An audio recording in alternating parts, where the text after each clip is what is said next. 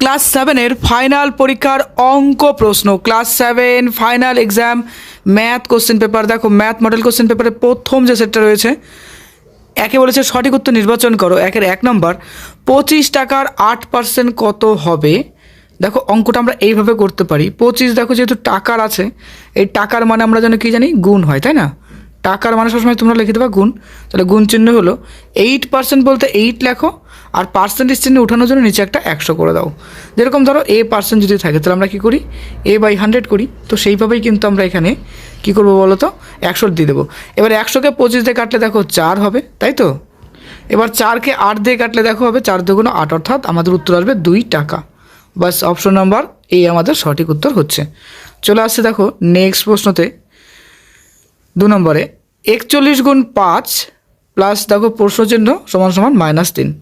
এই ক্ষেত্রে এই অঙ্কটা খুব সিম্পলভাবে করতে পারি। দেখো 41-এর সাথে যদি 5 গুণ করি, আমাদের কত আসছে, 5 একে 5, তাই না? তাহলে মাইনাস দেখো আমাদের আসবে কত, 5 একে 5 আর 4 5 20, অর্থাৎ 205। এটা কিন্তু মাইনাসে হবে, এখানে কোশ্চেন চিহ্ন আছে থাকগা, -3 আছে। এবার দেখো আবার আমরা লিখবো বা দিয়ে, এই দেখো -3 আর এই 205টা যদি সমান সমানের এদিকে যায়, তাহলে এটা কী হয়ে যাবে, প্লাস হয়ে যাবে, প্লাস 205 হয়ে গেল। এবার 205-এর থেকে যদি আমরা 3 বিয়োগ করি, দেখো 3 যদি বিয়োগ করি তাহলে আমাদের কত থাকছে, অবশ্যই 202 থাকছে। তো আমাদের দেখো 202 কিন্তু রাইট অ্যান্সার, অর্থাৎ আমাদের 202 হবে এক্ষেত্রে সঠিক উত্তর, অর্থাৎ অপশন নাম্বার সি হলো আমাদের সঠিক উত্তর। বুঝলাম আমরা এটা। এবার চলে আসছি 3 নম্বর, A+Bকে A+B দিয়ে গুণ করলে গুণফল নিচের কোনটির সাথে সমান হবে? দেখো লক্ষ্য করো, এর সাথে যদি আমরা এ গুণ করি তাহলে কী হয়, দুটো এ, তাহলে এর উপরে তুমি 2 লিখে দাও, ঠিক আছে? একই রকম যদি ধরো সাপোজ পি আছে, পির সাথে যদি আমরা পি গুণ করি তাহলে কী হবে, পি এর উপরে 2 হবে, অর্থাৎ P² হবে। তাহলে এই দুটোকে যদি গুণ করি তাহলে A+B, তারপর লিখবো দেখো আবার A+B। তাহলে দুটোকে যদি আমরা এভাবে লিখি তাহলে কী হবে, দুটো আছে, এখানে একটা এখানে একটা, তাহলে লিখবো আমরা A+B, উপরে লিখে দেবো 2, অর্থাৎ স্কোয়ার, A+B হোল স্কোয়ার। তাহলে অপশন নাম্বার বি কিন্তু আমাদের সঠিক উত্তর হচ্ছে। একদম কনসেপ্ট ক্লিয়ার হলো। চলে আসি পরের অঙ্কতে। এবার আমরা 4 নম্বর অঙ্কতে বলেছে 11^0 কত হবে? তুমি চিন্তা করো, যদি 5^0 লিখি তাহলে সেটা কী হয়ে যায়, 1 হয়ে যায়। যদি আমরা 9^0 লিখি সেটাও কিন্তু 1 হয়ে যায়। যদি 99^0 লিখি তবেই কিন্তু সেটা 1 হয়ে যায়। অর্থাৎ যে কোনো সংখ্যার মাথায় যদি 0 পাওয়ার লিখি সেটা কী হয়, 1। তাহলে 11^0 যদি লিখি সেটাও কী হয়ে যাবে, 1 হয়ে যাবে। তাহলে অপশন নাম্বার ডি হলো আমাদের সঠিক উত্তর। একদম সিম্পল কনসেপ্টে বুঝবো আমরা, তাই না?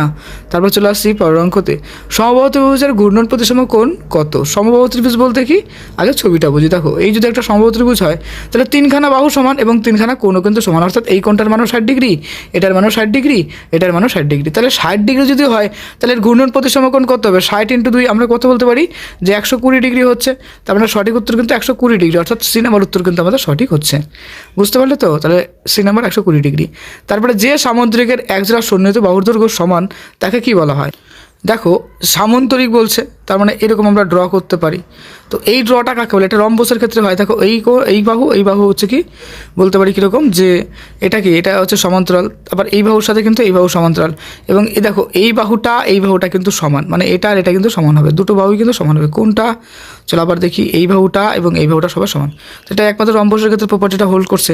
এবার সঠিক উত্তর কিন্তু ডি নাম্বার রম্বস হয়ে গেল। চলে আসছে নেক্সট প্রশ্নতে, নিচের প্রশ্নগুলির উত্তর দাও 2 নম্বরের।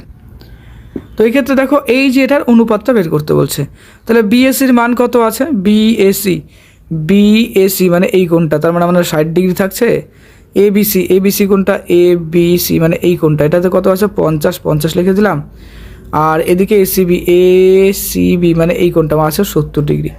তাহলে সবগুলোর থেকে শূন্য একটা সিমিলার পার্ট কেটে দিলাম। তাহলে 6, 5 আমাদের 7, বাস এটাই কিন্তু আমাদের উত্তর হয়ে গেল। তাহলে 6:5:7, বাস। চলো দেখে নাও, হ্যাঁ এটাই আছে। আর সলিউশনটা দেখো এইভাবে করা হলো। ওকে, চলে আসছে 2 নম্বর, দুটি শরবতের সিরাপ এবং জলের অনুপাত 2:5 এবং 6:10, কোনটি বেশি মিষ্টি হবে?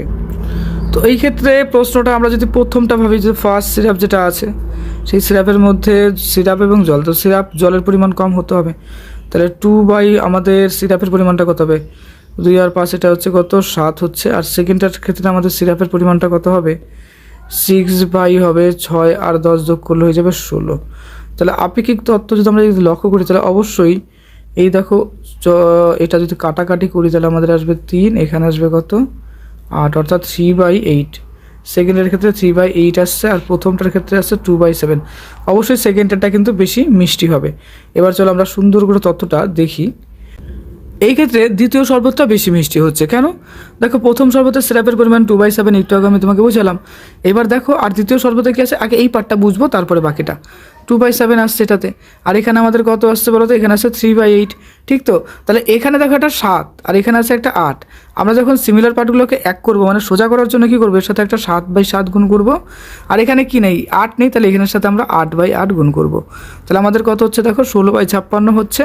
আর এটা গুণ করলে হবে কত, 3 7 21, নিচে হবে কত, 56। দেখো নিচের পার্টটা এরও যা এরও তাই সিমিলার, তাহলে নিচের পার্টটা বাদ দিলে পারে। এখানে দেখছে 21, এটাতে দেখছে 16, তাহলে 16 আর 21-এর মধ্যে বড় কি? অবশ্যই 21 বড়। এবার গল্পটা হচ্ছে 21 কার? 21টা তো তোমার হচ্ছে সেকেন্ডেরটার। তাহলে সেকেন্ডেরটা যদি হয় তাহলে সেকেন্ডটা বেশি মিষ্টি হবে। এই হলো লজিক। তো কোশ্চেনটা দেখে নাও, হয়ে গেল। চলে আসছে নেক্সট প্রশ্নতে। মান নির্ণয় করো, -150 ভাগ বলেছে -5। এটা দেখো এইভাবে আমরা করতে পারি।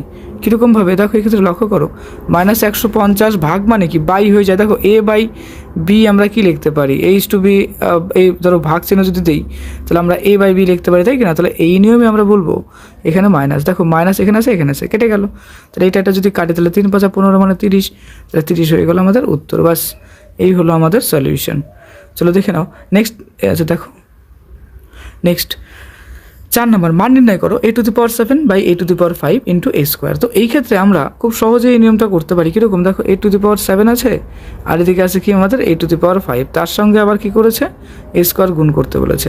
তাহলে এই পার্টটা যদি আমরা চিন্তা করি, এখানে 7 আছে এখানে আছে 5, তাহলে দুজনের মধ্যে ডিফারেন্স কত? দেখো এখানে 7টা a আছে, এখানে 5টা a আছে। 7টা এর থেকে যদি 5টা a চলে যায় তাহলে অবশ্যই দুটো a থাকবে, তাহলে a² লিখবো। আর এখানে আরেকটা a² আছে, তাহলে এখানে দুটো a এখানে দুটো a, কটা হচ্ছে? টোটাল হচ্ছে 4টে, অর্থাৎ a⁴ হবে আমাদের উত্তর। হয়ে গেল। চলো আমরা সলিউশনটা দেখে নিই। এই দেখো সলিউশন।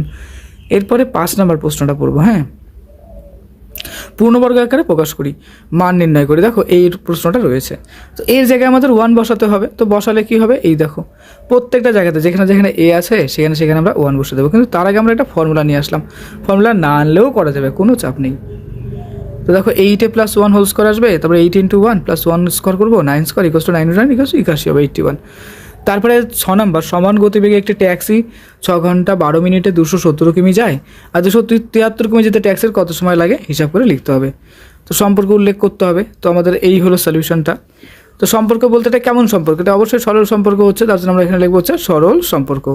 আর বাকি পোর্শনটা এরকম হয়ে গেলে এবার এটাকে ক্যালকুলেশন করলেই আমাদের চলে আসবে। দেখো এই যে ক্যালকুলেশনগুলো আমাদের এটা চলে আসলো, অর্থাৎ আমাদের 273 কিমি যেতে ট্যাক্সির 7 ঘন্টা 48 মিনিট সময় লাগে।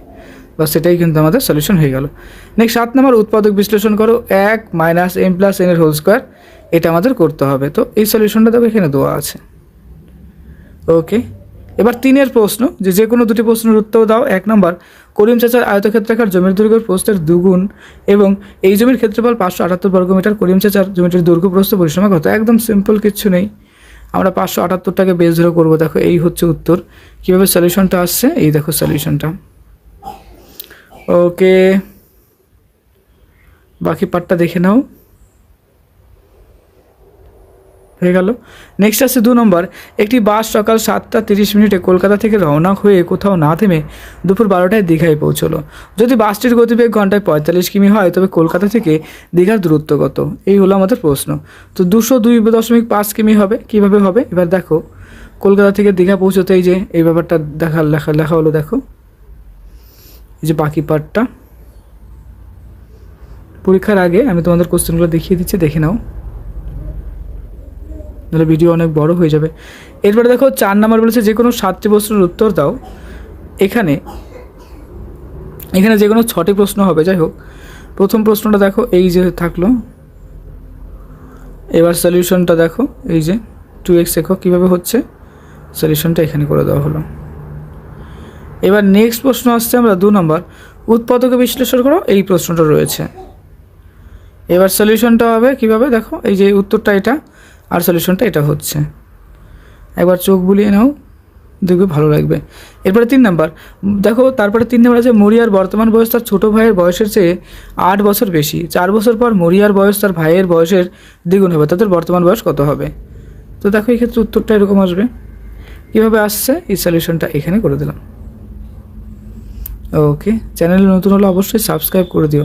এরপরে দেখো 4 নম্বর অঙ্ক একটা আছে, এখানে এক্সের মান আমাদের বের করতে হবে।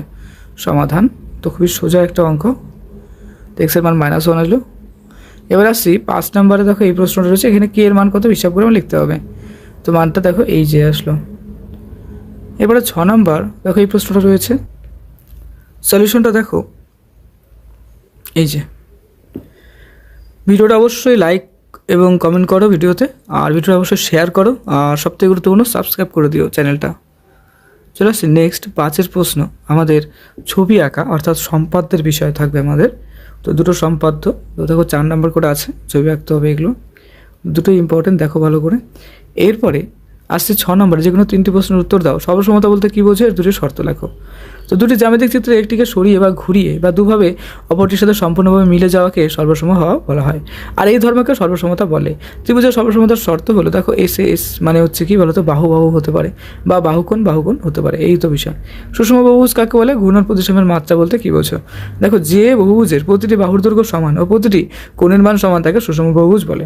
ঘূর্ণন কোণের সাপেক্ষে নির্দিষ্ট কোণে ঘুরিয়ে ঠিক আগের মতো দেখানো ঘূর্ণন প্রতিসাম্য বলে। সবথেকে কম যত ডিগ্রি কোণে ঘূর্ণনের ফলে চিত্রটি অর্থাৎ বস্তুটি নিজের সঙ্গে মিলে যায় সেই কোণের পরিমাপকে ঘূর্ণন প্রতিসাম্য বলে। আচ্ছা গেল, সম্পূর্ণ একবার ঘুরে আসতে অর্থাৎ 360 ডিগ্রি কোণ ঘুরে আসতে যতবার প্রথম অবস্থার সাথে সম্পূর্ণভাবে মিলে যায় তাকে ঘূর্ণন প্রতিসাম্য বলে। আচ্ছা নেক্সট আসছে, প্রদত্ত চিত্র দুটি থেকে একান্তর কোণ লিখি। এই হলো প্রশ্ন,